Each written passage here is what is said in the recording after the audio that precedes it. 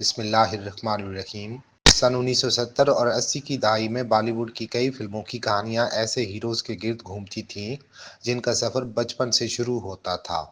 ان فلموں میں اکثر دکھایا جاتا تھا کہ ہیرو بچپن میں غربت اور مشکلات کا سامنا کرتا ہے، خاندان سے بچھڑ جاتا ہے اور پھر بڑے ہو کر ان لوگوں سے انصاف لینے واپس آتا ہے جنہوں نے اس کا فائدہ اٹھایا تھا۔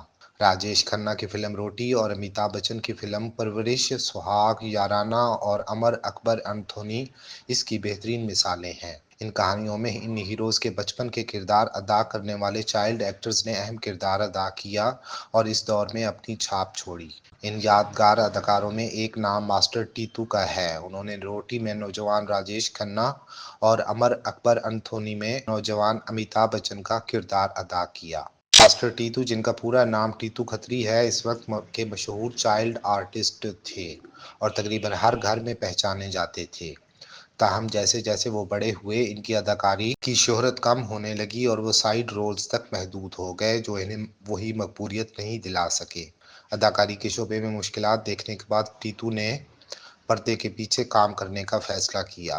انہوں نے اسکرپٹ رائٹنگ اور ڈائریکشن میں قدم رکھا اور کامیاب ٹی وی شوز بنائے جن میں قبول ہے، سپنے سہانے لڑکپن کے، رب سے سونا عشق شامل ہیں۔ ٹیتو کھتری اب وائے کام 18 میڈیا پرائیویٹ لمیٹڈ میں سینئر پرومو پروڈیوسر کے طور پر کام کر رہے ہیں، جہاں وہ اپنی تخلیقی صلاحیتوں کا بھرپور استعمال کرتے ہیں۔ ماسٹر ٹیتو کا سفر ایک مشہور چائلڈ آرٹسٹ سے لے کر ایک کامیاب اسکرپٹ رائٹر اور ٹی وی پروڈیوسر تک شوبز انڈسٹری میں ان کی مستقل مزاجی اور لگاؤ کا مظہر ہے۔